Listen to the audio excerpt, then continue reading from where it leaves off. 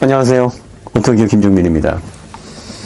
전기차가 미래 모빌리티 시장에서 매우 중요한 산업적인 가치를 가지고 있고, 대한민국이 앞으로 전기차 시장에서 프론티어로서 시장을 견인할 수 있을 가능성이 굉장히 크기 때문에 우리가 이 부분에 관심을 가져야 되고, 그리고 K배터리, 이 전기차만 얘기를 하면 많은 분들이 현기 때문에 조금 몸소리 쳐시는 분들 계세요. 아니 뭐 현기 응원하는 거야?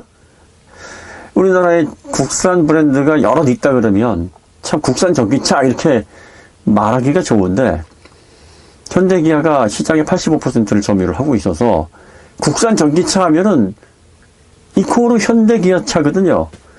여기에 거부감을 갖고 계신 분들이 많단 말이에요. 자, 그런데 이 전기차 시장은요, 현대, 기아 잘 되라고 막 응원합시다가 아닙니다. 이 전기차 시장으로 진입하게 되면 가장 중요한 게 K배터리입니다. K배터리. 이 배터리는요, 미래 전기차 시장에서 매우 핵심적인 역할을 합니다. 이 배터리로 시작해서 배터리로 끝난다. 전기차는 이렇게 보시면 됩니다. 이 배터리의 성능에 따라서 전기차의 가치가 달라지고, 이 배터리의 밀도, 이 배터리의 안정성, 배터리의 BMS 제어에 따라서 상품성 자체가 바뀝니다. i5N이 많은 분들이 EV6 GT와 완전히 달라졌다, 이런 평가를 하세요. 로직이 같아요. 같은 플랫폼입니다. 그런데 왜 더 재밌어지고, 더 성능이 좋아지고, 그리고 더 브레이크를 서킷에서도 사용해도 넉넉할 만큼 안정적으로 제어할 수 있게 됐냐면, 강력한 회생제동 0.6G, 약 320kW 정도 되는 따박따박 받아먹는 구반반 배터리가 있기 때문입니다. 물론 이 배터리 갖다 준다고 해서 따박따박 그 회생제동 다 받아먹을 수 있게끔 제어를 누구나 할 수 있는 건 아닙니다. 그 배터리를 잘 사용해서, 마치 재료가 좋다고 최고의 요리가 나오는, 누구나가 만들 수 있지는 않죠. 최고의 요리사와 최고의 재료가 만나야 됩니다. 그만한 기술력이 있어야 돼요. 자, EV6 GT는 SK의 NCM811이 들어갔습니다. 회생제동 비슷하게 310, 320, 0.6G가 걸립니다. 하지만 무엇이 차이가 있습니까? 그걸 더 정밀하게, 더 신속하게, 그리고 더 폭넓게 받아들이는 면에 있어서 i5에 탑재되어 있는 구반반 NCM 3호계 배터리가 훨씬 더 회생제동을 적극적으로 사용할 수 있게, 심지어는 ABS가 걸리는 그 와중에서도 0.2G에 해당하는 그런 회생제동이 순간순간 들어와서 배터리를 충전하는 이런 방식으로도 작용을 합니다. 자, 그러면 EV6 GT에 구반반 i5에 들어가는 84kWh 이 배터리를 집어넣고 i5N의 로직을 입히면 기본적인 회생제동, 그리고 또 그걸 통해서 발열 제어, 서킷에서 안정적으로 브레이크를 충분히 사용할 수 있게 되는 그런 전반적인 운전의 재미, 특징, i5N처럼 되는 겁니다. 제가 일부 시승기에서 EV6 GT는 여기에 비하면 완전히 환골탈태했다, i5N 이렇게 설명하시는 분들, 이게 전기차를 모르시다 보니까 그냥 내연차의 맛을 조금 실어 놓으니까 완벽하게 다른 제어처럼 느끼는 거예요. 양념을 집어넣어서 그 양념으로 인해서 매운맛을 더 맵게, 단맛을 더 달게, 시큼한 맛을 더 시큼하게, 액센트를 아주 강하게 준 겁니다. 이걸 가능하게 한 게 배터리. 그리고 그 배터리를 아주 솜씨 있게 잘 요리한 엔지니어들의 노고. 이런 것들이 조합된 겁니다. 그럼 이제 그 배터리를 갖다가 EV6 GT를 또 그렇게 다듬으면, 원래 그 플랫폼에서 그 로직을 기반으로 발전했기 때문에 애니시프트, 그리고 애니사운드 집어넣고 회생제동을 i5N처럼 보다 폭넓고 또 즉각적으로 0.6G나 되는 320kW에 해당하는 그 회생제동이 물리 브레이크의 부담을 최소화할 수 있도록 작용을 하게 되면 EV6 GT도 i5N처럼 재미있는 차로 바뀝니다. 베이스가 같아요. 그러니까 어떻게 화장법을 바꿨는가, 어떻게 기초 화장을 좋은 피부를 리프팅해서 주름을 최대한 커버하고 주근깨라든지 이런 잡티 다 제거하고 이런 식으로 말하자면은 토핑을 아주 잘한 겁니다. 원래 EV6 GT부터 좋았어요. 왜 i5N을 설명하시면서 EV6 GT를 상대적으로 저평가하는지 모르겠어요. EV6 GT가 기본적으로 베이스가 잘 갖춰져 있었고 거기에 들어가 있는 투스테이지 인버터 기술을 비롯해서 근본적으로 강력한 회생제동이 걸릴 수 있도록 시스템이 구성이 되어 있기 때문에 그걸 기반으로 해서 거기에 재미, 포인트, 그리고 서킷에서의 안정적인 주행 성능, 그리고 충분히 신뢰할 수 있는 브레이크, 이런 것들을 다 이끌어낼 수 있었던 겁니다. 페이스리프트 때 EV6 GT 한번 보세요. i5A처럼 바뀝니다. 이제 또 한 발 더 남았죠. ETVTC 들어가게 되면 더 재밌는 차가 나오는 거예요. 이렇게 전기차 시대가 되면 배터리가 어마어마하게 전기차의 품질을 좌지우지하는데 큰 역할을 합니다.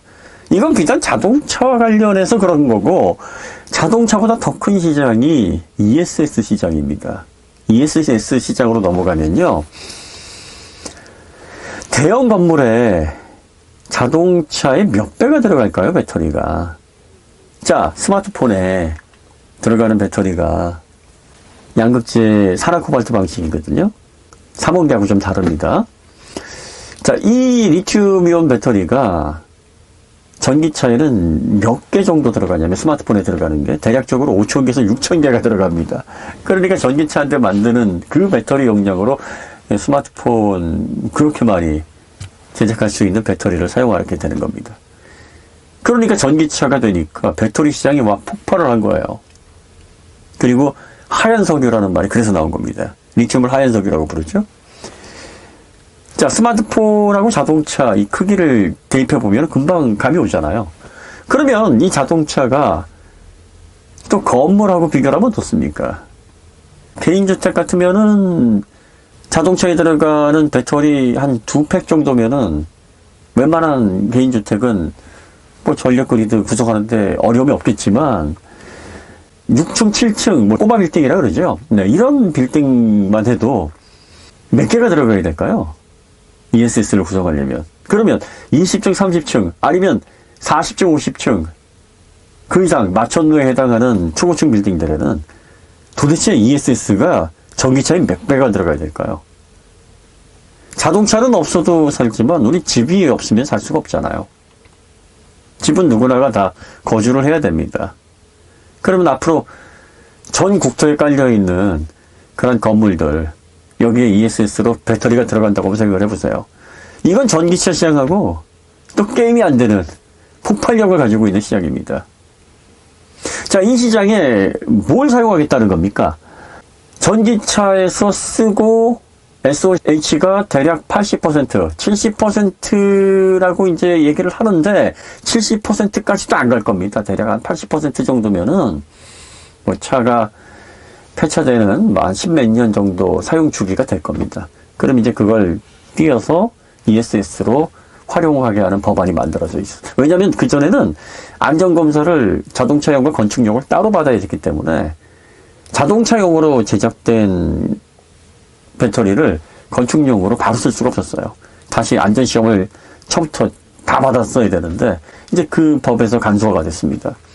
자동차에서 나온 폐배터리라고 하지만 SOH가 대략 80% 정도는 남은 상태라고 볼 수 있어요. 그리고 또 자동차가 사고가 났거나 뭐 문제가 생겨가지고 불량이 났거나 해서 띄어지는 이런 배터리들 일부만 수리하면 또 사용할 수 있거든요.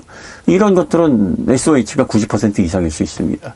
자, 이런 것들이 자동차가 이제 전기차로 확대되면서 쏟아져 나온다는 거예요. 이거를 건설업계 쪽에서 경매로 가져다가 ESS로 일단 쓰고요. 그 다음에 리튬 인산철이 또 ESS에 사용하기가 좋습니다. 그래서 K배터리에서도 앞으로 ESS가 폭발하는 시점이 2030년 정도로 보고 있어요. 2030년 정도 되면 이제 건물 지으면 누구나가 다 ESS 그래 들어가야 돼 생각을 할 겁니다. 지금은 아직까지는 ESS 생각 안 하는 건축주들이 많습니다. 왜? 너무 비싸거든요, 아직까지. 가뜩이나 건축자재도 올랐는데 여기에 뭐 배터리 시설까지 이건 좀 너무 과하다.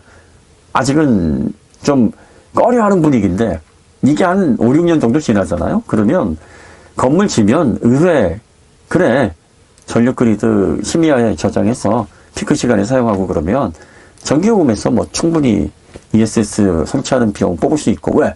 앞으로 한 5, 6년 후면은 ESS 시장도 전기차 시장처럼 1kWh 배터리 가격이 엄청 저렴해지니까 이걸 굳이 안 할 이유가 없거든요. 그러면 수요가 폭발합니다. 전기차 시장보다 그 시장이 훨씬 더 커져요. 그러면 이제 생각을 하겠죠. 리튬 배터리 너무 비싸다. 리튬 배터리는 자동차처럼 싣고 가는 것도 아닌데 이건 뭐 다른 좀 저렴한 배터리가 필요하지 않겠느냐. 그럼 소듐 전지와 같이 굉장히 저렴한 소재를 사용해서 좀 밀도가 낮으니까 크고 무겁더라도 상관없잖아요. ESS 실에다가 장착하면 되니까. 이런 식으로 발전을 하게 될 겁니다. 그러면 이렇게 폭발하는 시장은 자동차에서 공급되는 배터리의 그 규모보다 훨씬 더 큰 규모로 전반적인 산업에 아주 큰 영향을 미칠 겁니다. 이 시장도 관련이 돼 있어요. 그렇기 때문에 앞으로 전기차 시대가 빨리 오면 올수록 이 준비가 잘 되어 있는 대한민국은 유리할 수밖에 없습니다. 시추할 때 여러분 시추하는 그 다큐멘터리 한번 찾아보세요. 그 주변은 진짜 말도 못합니다. 환경오염. 원유가 나오면 그 원유는 바다를 오염시키고 땅을 오염시키고 이게 사람이 생명체가 살 수 있는 그런 환경이 아니에요. 그 원유에 한번 오염돼 버리면 유조선이 난파되면 그 주변은 완전히 초토화가 돼 버립니다. 이런 사고 많이 벌어지잖아요. 얼마 전에 일본 유조선 난파돼가지고 난리가 났었죠. 국내에서는 2007년에 태안 앞바다에서도 그랬고요. 정지할 때는요, 말도 못합니다. 벤젠을 비롯해서 유독가스가 얼마나 나오는지, 아니, 구글링 한번 해보면 나와요. 어렵지 않아요. 지금 우리가 손바닥 안에서 세상을 들여다볼 수 있는 시대입니다. 크로스 체크를 왜 안 하세요?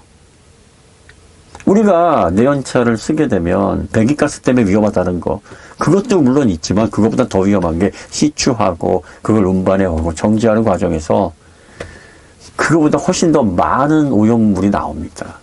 그리고 정지하는 정유사들이 이런 거 막 대기에 방출했다가 막 걸려서 과징금 물고 난리도 아니에요. 발전할 때 오염만 생각하시고 왜 정유할 때 이건 생각을 안 하십니까? 사람들은요, 이익이 되는 방향으로 움직이지, 미래를 위해서 가치 있는 그런 방향으로 움직이지 않습니다. 그리고 석유, 화석연료는 인류가 사용하는 에너지 중에서 환경오염을 가장 많이 일으킵니다. 가장 유해한 에너지원이에요. 하지만 땅에서 시추해서 정제만 하면 쓸 수 있고, 운반이 간편하고, 그리고 또 주유해서 사용하기가 너무나 용이한 거예요.